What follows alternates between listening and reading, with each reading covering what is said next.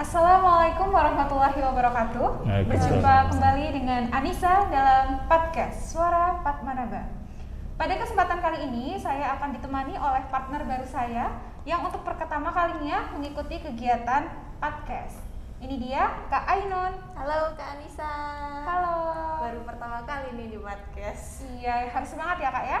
Oke. Sahabat Padmanaba dimanapun Anda berada, episode kali ini tidak kalah spesial dengan episode-episode sebelumnya, di mana yang akan kita bahas nanti mengenai kegiatan pramuka dan satu-satunya ekstrakurikuler wajib di SMA Negeri 3 Yogyakarta, yaitu Scout for Fun.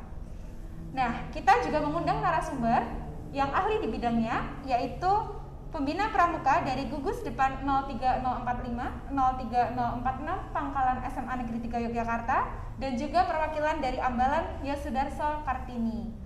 Dan juga karena pembahasan kita kali ini tentang pramuka, maka kita akan saling menyapa dengan panggilan Kak nih Kak Ainun. Oke, gitu ya Kak Anissa. Iya, ada Kak Bu dan juga Kak Gusti. Nah, telah berhadir bersama kita. Yang pertama ada DRH Sri Budoyo, serta ada Pradana Gusti Bagus Andrianto. Langsung aja ya kita sapa bintang tamu kita siang ini. Halo Kak Bud. Selamat siang Kak Gusti. Selamat siang. Gimana kabarnya Kak Bud? Baik, sehat. Alhamdulillah ya. sehat. Kak Gusti? Sehat juga? Kak, sehat. Alhamdulillah. Semua dalam keadaan sehat. Dan biar makin semangat nih Kak Nisa, gimana kalau kita tepuk pramuka dulu siang ini? Boleh Kak. Silahkan, boleh dipimpin sama Kak Bud kali ya siang ini tepuk pramukanya. Baik, mari kita tepuk pramuka 2 kali. Tepuk pramuka.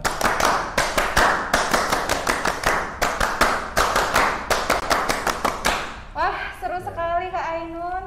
Nah, semangat ini tuh juga cocok banget sama istilah unik yang dipakai oleh siswa-siswi SMA Negeri 3 Yogyakarta menyebut istilah kegiatan kepramukaan, yaitu Scout for Fun, yang lain daripada yang lain. Aduh, kok anti mainstream banget ya Kak Nisa ternyata sebutannya. Emang gimana sih Kak sejarahnya di pramuka di SMA 3 ini kok pada akhirnya tercetus istilah Scout for Fun? Lalu apa aja sih Kak Bud prestasi yang dicapai oleh Ambalan hingga saat ini? Silahkan penjelasannya. Baik, terima kasih. Jadi kegiatan kepramukaan di SMA 3 ini sebenarnya sudah berlangsung cukup lama. Berdiri pertama ada gugus depan itu tahun 1967.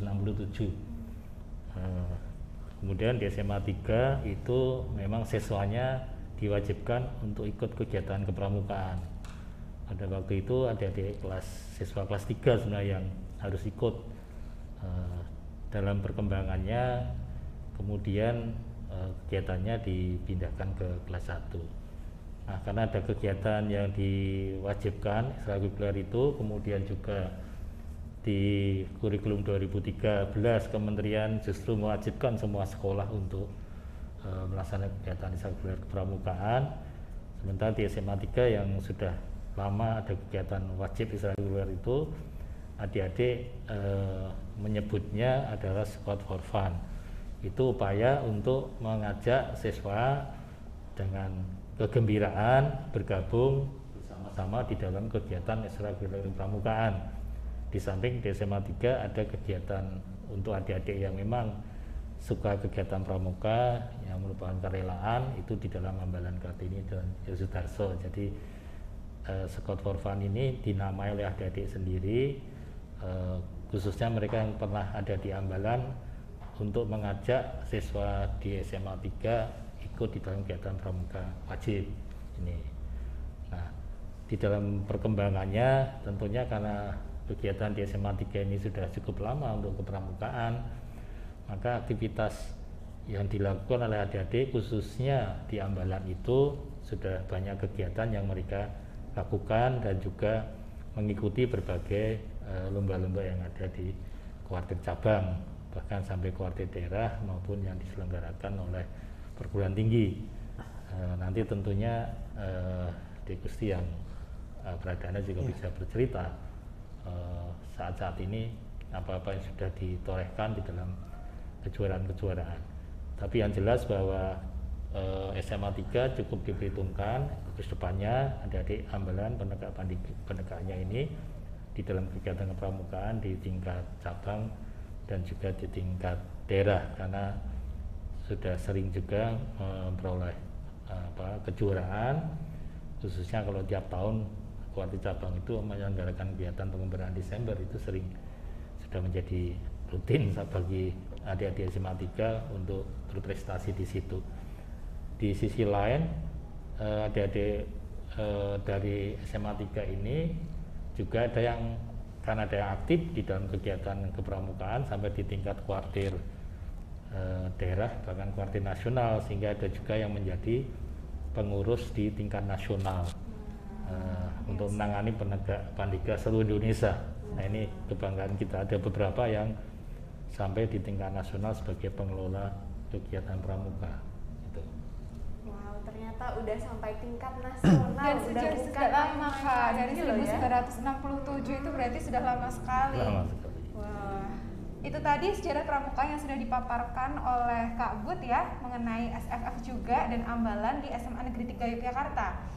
Terus Kak, kalau dari sisi Kak But sendiri ini biar kita juga lebih mengenal ya siapa pembina pramuka di SMA Negeri 3 Yogyakarta, bagaimana awal mula Kak But tertarik untuk berkecimpung di dunia kepramukaan dan riwayatnya hingga sampai saat ini sudah menjadi pelatih pembina pramuka di tingkat kota Yogyakarta dan juga sekretaris di kuartir daerah. Silahkan Kak But. Ya, saya kebetulan sejak SD sudah ikut kepramukaan di sekolah dasar ya, Siaga, kemudian Penggalang, itu SMP, SMA Penegak, dan perguruan tinggi Pandega. Itu golongan yang sempat saya ikuti sejak awal, dan saya tertarik karena melalui kegiatan pramukaan saya bisa mengembangkan diri, dan kemudian juga menjadi pengurus Penegak Pandega di tingkat cabang dan tingkat daerah. Pada saat itu saya sempat menjadi ketua Dewan Kerja Daerah DIY itu untuk mengelola Penegak Pandega. Nah di SMA 3 karena ada kegiatan kepramukaan, dan ketika saya lulus, saya kebetulan lulus tahun 80 ya. Ya 1980. Saya masuk tahun 77. Jadi kalau adik-adik siswa mengatakan 4 Manabat 35 saya. Ya sekarang sudah berapa? 7, belum 9, lebih dari separuh. Itu keinginan untuk membantu adik-adik di SMA 3, kemudian saya kembali lagi tahun 81 mendampingi adik-adik di SMA 3 sampai sekarang. Jadi mungkin lebih dari 40 tahun saya sudah ada di SMA 3 mendampingi adik-adik. Dan satu hal yang saya sangat senang adalah mereka yang dulu aktif di Ambalan itu saat ini berhasil dalam hidupnya menjadi pejabat-pejabat di tingkat nasional, dan itu membanggakan tentunya. Di samping mereka tidak lupa dengan ambalannya, sehingga mereka itu punya grup alumni Ambalan sampai hari ini. Salah satunya ada yang dokter kepresidenan juga, dia juga kepala Rumah Sakit Pusat Angkatan Darat, itu salah satu alumni kita juga di beberapa kementerian saya lihat ada. Itu ceritanya. Wah, udah lama banget ternyata setelah menjadi alumni kemudian membina. Betul, kontribusinya luar biasa. Luar biasa. Nah, kita tadi udah kenalan sama Kak But, sekarang nggak mau ketinggalan. Kita bakal kenalan juga sama Kak Gusti. Kak Gusti, apa sih Kak motivasi dari Kak Gusti? Kenapa kok tertarik gitu bergelut di bidang kepramukaan? Kalau dari saya sendiri, mungkin sebelumnya disclaimer agak santai aja yang jelasinnya. Jadi mungkin itu semuanya berawal dari ketika masih kecil juga sih. Kemudian di zaman-zaman SMP itu saya pertama kali dikenalkan sama kepramukaan tuh lewat tim LT. Jadi ada satu tim yang emang dia dirancang untuk mengikuti satu perlombaan ini di tingkat cabang, untuk kemudian apabila mendapatkan prestasi bisa lanjut ke tingkat daerah maupun ke nasional. Namun kebetulan di saat saya menyiapkan semuanya itu pasukan saya hanya mampu bertahan di juara harapan 2 ketika itu di tingkat cabang. Nah, ketika mempersiapkan semuanya itu saya merasakan satu motivasi besar.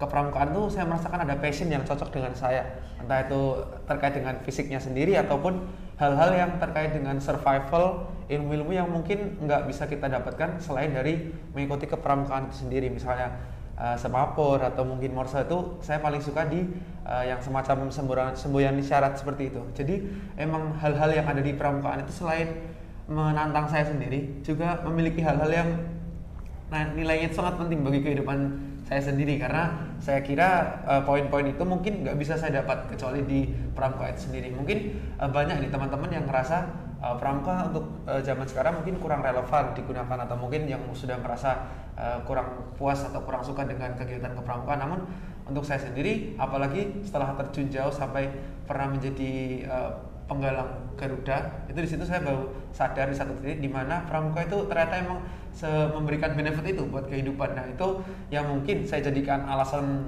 fondasi kuat dalam diri saya, kenapa saya nggak boleh untuk jadi ikut-ikutan untuk nanti mengkhianati pramuka itu. Justru yang bisa saya lakukan adalah meneruskan meskipun tidak sebanyak ini juga teman-teman yang mempunyai pikiran sama seperti saya. Jadi tantangan sekaligus membawa manfaat sendiri, begitu Kak. Keren ya, Kak Gusti ini suka dengan tantangan dan suka membawa dengan alam. Kalau tadi Kak Gusti bilang pramuka kurang relevan, justru sangat relevan sekali. Sekarang kan zaman serba maju, meskipun ada Google Map, kalau tidak mengetahui keadaan itu sangat susah membaca. Contohnya saya sendiri. Aduh, curhat nih. Oh iya Kak Bud, bagaimana peran alumni? Tadi kan sudah dipaparkan ya keberhasilan pramuka yang kemudian mencetak para alumni yang bergelut di berbagai bidang keberhasilannya itu. Alumni itu apakah terjun langsung untuk membina adik-adik? Selain Kak Bud, mungkin ada teman-teman yang lain dari alumni? Ya, khusus di kegiatan pramukaan memang banyak adik-adik yang masih mau membaktikan diri sebagai pembina atau pembantu pembina, meskipun mereka punya kesibukan juga pada saat mereka masih kuliah, kemudian juga sudah alumni. Dan saat ini saya bersyukur karena di SMA 3 ada 2 orang pembina yang merupakan alumni yang lebih muda, yang dulu juga peserta didik saya, yang mau memberikan waktunya. Tentunya keberadaan alumni ini sangat penting bagi sebuah sekolah. Ketika saya sekolah di SMA 3, saya merasakan bahwa banyak guru-guru yang waktu itu selalu mendampingi kami sebagai siswa dengan berbagai macam aktivitas di luar sekolah pagi. Ya mungkin zamannya berbeda. Sekarang karena kesibukan, mungkin Bapak Ibu guru sangat disibukkan oleh kegiatan-kegiatan sekolah, khususnya di dalam pendidikan. Oleh sebab itu sebenarnya peran alumni ini menjadi sangat penting untuk bisa terlibat. Dan mungkin kalau kita lihat SMA 3 saat ini bisa membangun gedung Arga Bahagia yang baru itu juga karena peran alumni yang sangat kuat. Kemudian saya punya kelompok di alumni 80 itu yang juga cukup banyak mensupport bagaimana kita sebagai alumni punya rasa bangga terhadap sekolah kita di SMA 3 ini. Sebab itu ini menjadi satu hal yang penting bagi adik-adik nanti kalau sudah lulus dari SMA 3 untuk juga memberikan perhatian bagi sekolahnya. Setuju sekali Kak Bud, memang peran alumni ini sangat penting dan alumni Pertama Abang memang sangat luar biasa kontribusinya untuk sekolah. Kalau tadi Kak Bud, sekarang ke Kak Gusti, mungkin ada pengalaman bersama alumni ya. Kan tadi ada pembina pramuka, juga ada Bapak Ibu guru yang turut mendampingi kegiatan pramukaan. Nah itu pengalaman Kak Gusti apa saja, baik di dalam maupun di luar sekolah terkait kegiatan Scout for Fun ataupun nanti lebih spesifik ke Ambalan Yosudarso Kartini. Ya, oke Kak. Jadi dari saya sendiri, saya membaca dari kacamata kepramukaan dulu. Jadi kalau saya posisi sini ada lomba kemarin kan PDT, pengembaraan Desember tradisional yang kebetulan ke-50 atau lustrum tahun ini. Nah itu kita di situ bisa merasakan begitu besar ada nilai-nilai yang mau alumni bawakan buat kita, bantuan-bantuan yang mau mereka berikan.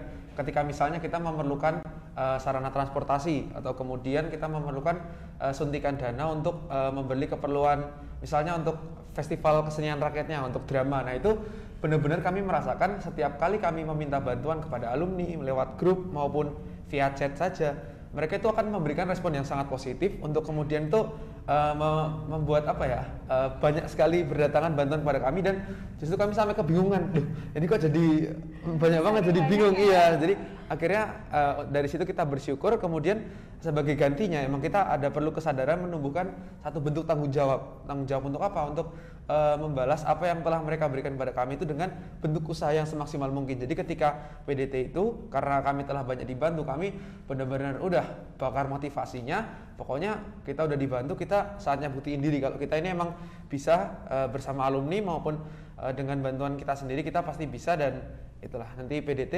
alhamdulillahnya banyak beberapa cabang lomba yang dapat kita raih dengan tentunya bantuan alumni itu tadi. Jadi ini bukti realnya mungkin untuk kepramukaan di masa sekarang, begitu Kak. Keren ya, kompak sekali ini antara peserta dan juga alumni, pembina juga. Wow, nah kan tadi kita udah bahas mengenai kegiatan-kegiatannya nih Kak Bud. Sekarang nih terkait model materi dari Scout for Fun dan ambalannya. Kan ini tadi kita udah bahas kalau kegiatannya ini berbeda dari kegiatan pada umumnya. Bagaimana model materi dan apa saja kegiatan yang diterapkan dalam kegiatan SFF? Silahkan Kak Gus. Kak Gusti dulu atau Kak Bud dulu? Ini saya ya. Silahkan. Jadi kegiatan ekstrakurikuler pramukaan itu atau kita sering nyebutnya SFF dengan kurikulum 2013 sesuai aturan di Kementerian Pendidikan itu merupakan aktualisasi dari pelajaran di sekolah. Ada kegiatan-kegiatan yang bisa diaktualisasi dalam kegiatan di luar sekolah, di luar pendidikan formal pagi itu yang disinergikan dengan kegiatan kepramukaan. Oleh sebab itu bahan-bahan atau materi itu sebenarnya banyak berasal dari Bapak Ibu guru di masing-masing mata pelajaran yang kemudian kita aktualisasikan di dalam kegiatan ekstrakurikuler kepramukaan atau SFF itu dengan metode di dalam gerakan pramuka, sehingga pendalaman atas materi yang diperoleh di sekolah itu bisa dirasakan secara langsung di dalam kegiatan-kegiatan operasional ini.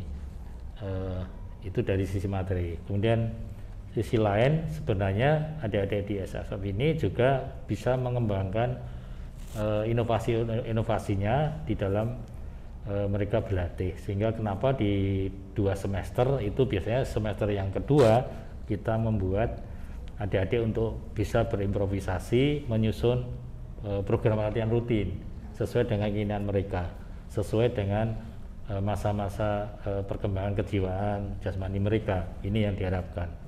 Sementara di adik-adik di Ambalan yang memang program latihannya seperti yang sudah diatur oleh Gerakan Pramuka itu sudah bisa mengembangkan aktivitasnya secara mandiri.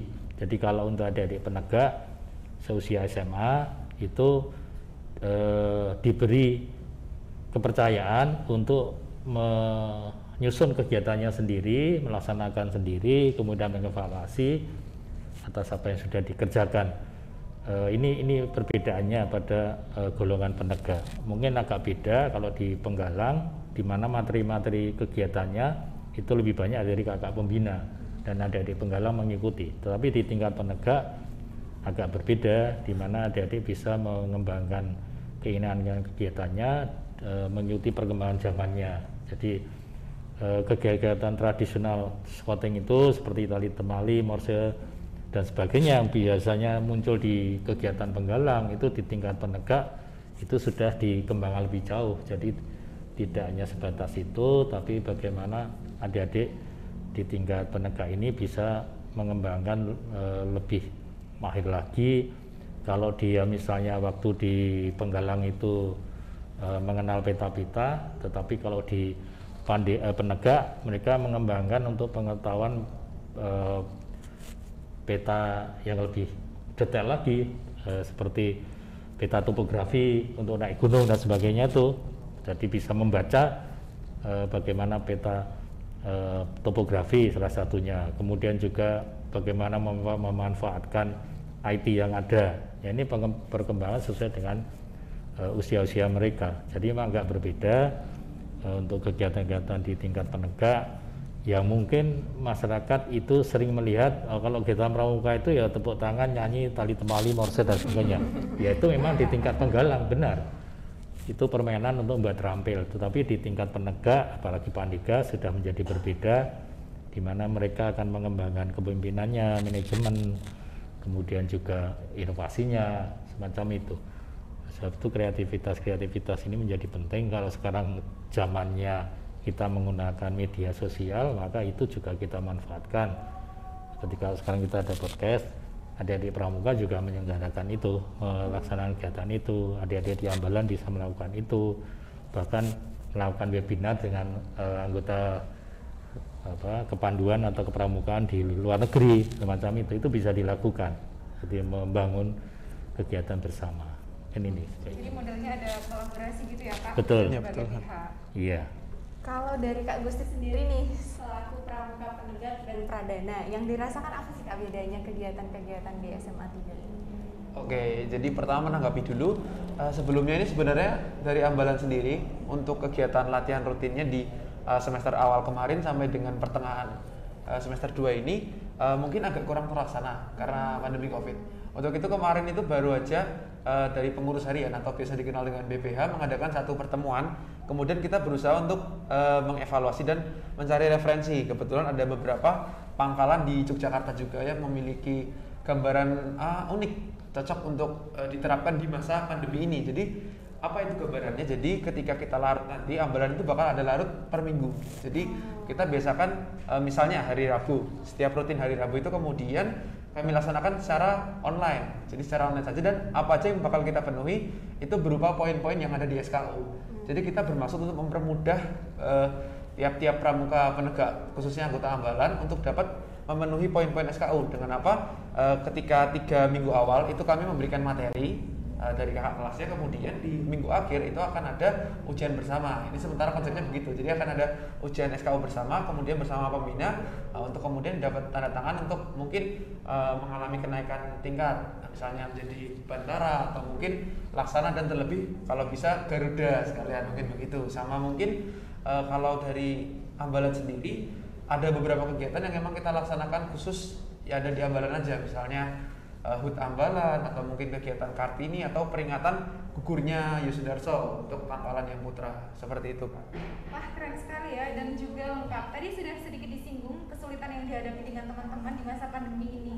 Pengen tanya ke Kak Bud juga, di masa pandemi seperti sekarang ini Kak Bud, kendala apa yang dihadapi oleh pembina pramuka dalam merencanakan dan juga melaksanakan kegiatan rangkaian, baik itu yang ekstrakurikuler wajib SFF ataupun kegiatan yang lain?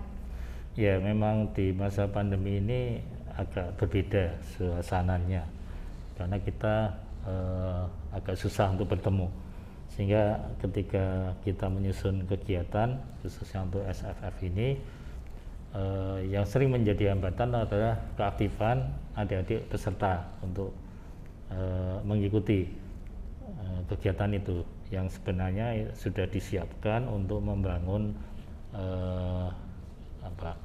kemampuan diri sebenarnya di situ dengan kreativitas mereka.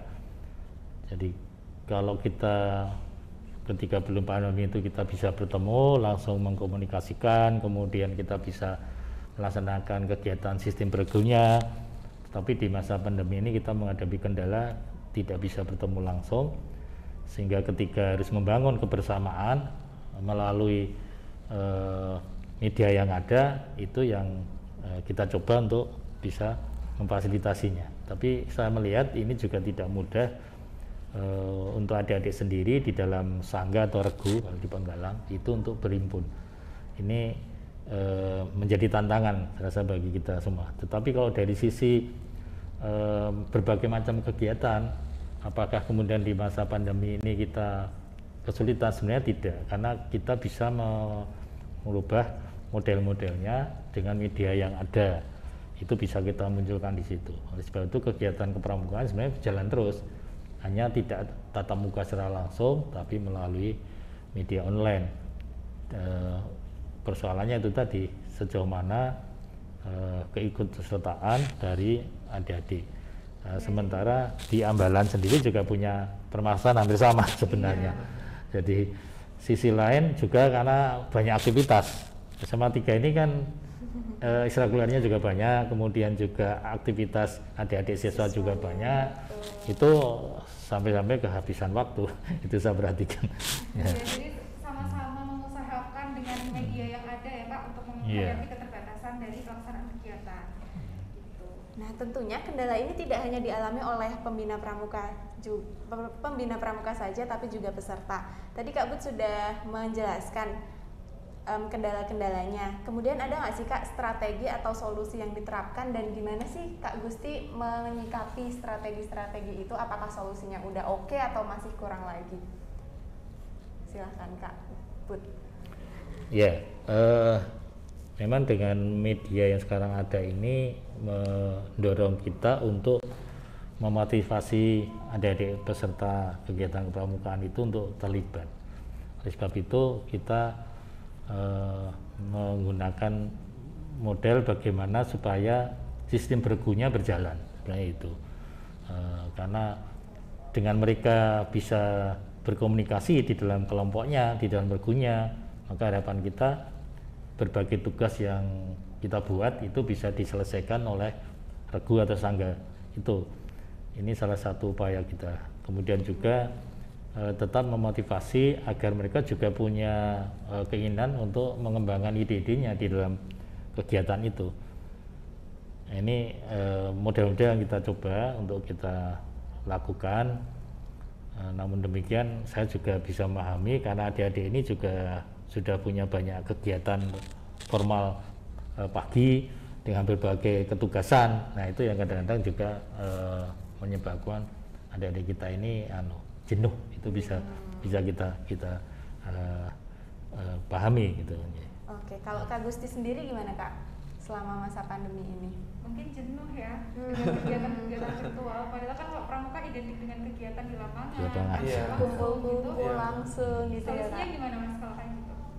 Kalau dari saya sendiri pertama menyikapinya emang kesan pertamanya kaget ya mungkin karena memang dulu kan berkecimpung di Penggalang itu emang semua serba alam, dan itu emang yang menjadi satu daya tarik mungkin bagi saya sendiri atau mungkin beberapa teman yang lain. Untuk kemudian masuk ke SMA ini kita ketahui emang situasinya pandemi, kemudian sekolah sudah melakukan satu bentuk perubahan ataupun penyesuaian berupa pemberian materi secara virtual. Nah itu emang saya kira dari siswanya sendiri kesadarannya emang mengikuti kepramukaan secara online mungkin dirasa kurang menyenangkan atau dirasa kurang terlalu dibutuhkan untuk mereka. Jadi saya sendiri mungkin tidak terlalu menggarisbawahi terkait dengan hal itu. Mungkin saya sendiri menganggapnya begini, ketika orang itu punya pemikiran sendiri, oke lah, itu emang menjadi bagian dari opini dia. Namun kemudian apa yang bisa saya lakukan untuk mungkin menjadi sarana pembantu bagi para pembina, mungkin dengan pertama mengaktifkan ambalan itu sendiri.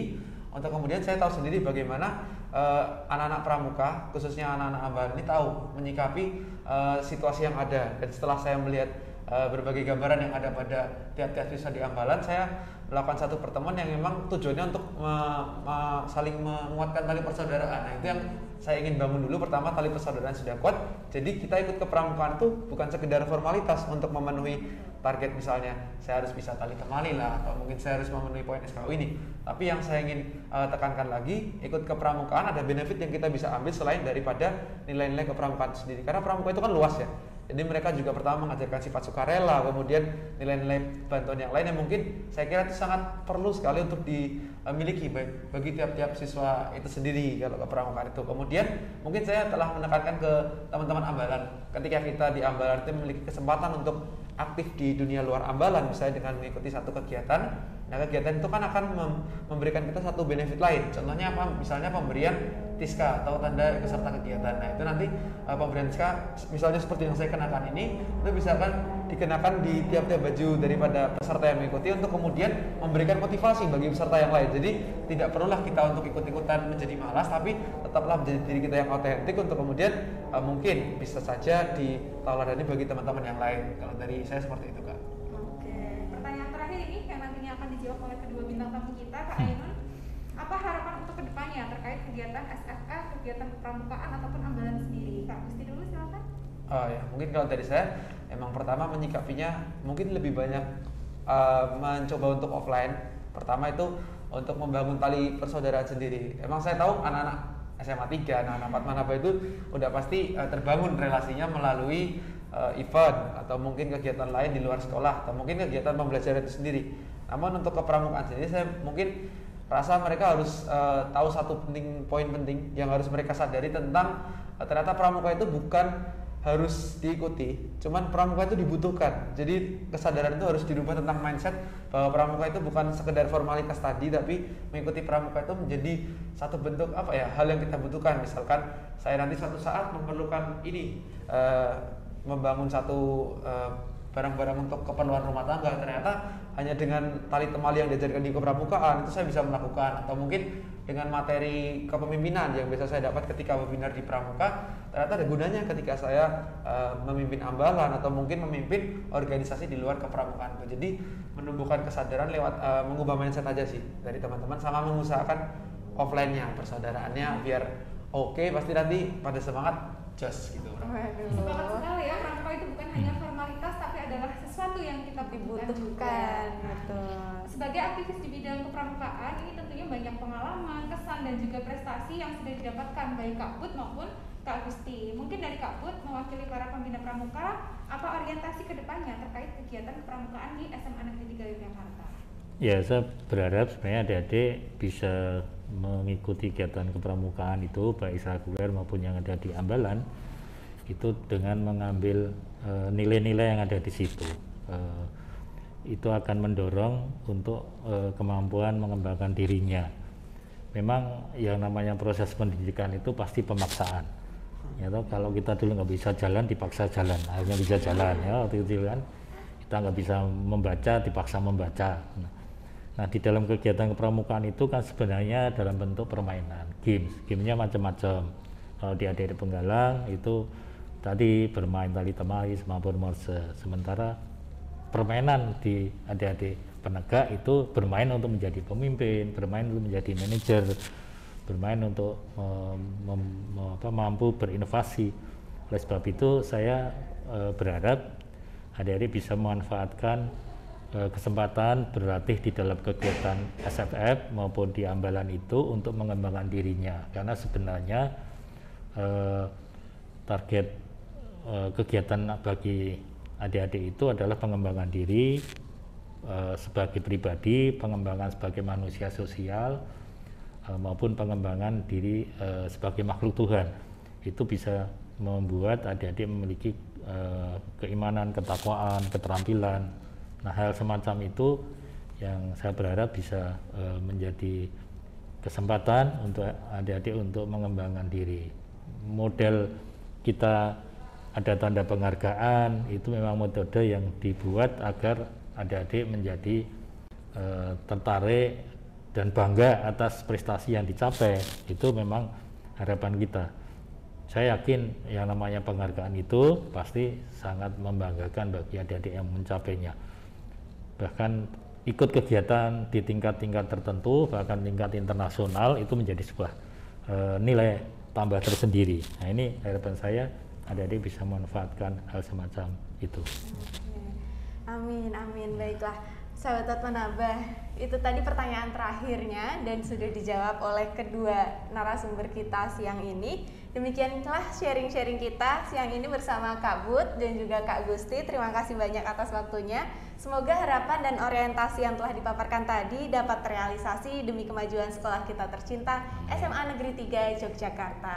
Nah, tentunya untuk mencapai keberhasilan atas harapan dan orientasi yang telah dipaparkan tadi memerlukan dukungan dari seluruh warga sekolah dan juga para alumni. Oleh karena itu, mari kita saling bersinergi. Terima kasih kepada Kak Bu dan juga Kak Gusti yang telah hadir bersama kita di studio podcast. Sebelum ditutup, saya ada pantun. Jalan-jalan ke Jakarta, jangan lupa main ke Dufan. Aduh, cakep banget. Cantik dong, Kak. Oh iya, cantik. Hai siswa-siswi SMA Negeri 3 Yogyakarta, rajin-rajin ya ikut Squad for Fun. Aduh, tetap promo nih, suruh ikut pramuka Iya ya. dong. Saya Anissa. Saya Ainun, pamit undur diri. Sampai jumpa dalam episode podcast berikutnya. Salam Menambah. Wassalamualaikum warahmatullahi wabarakatuh. Waalaikumsalam.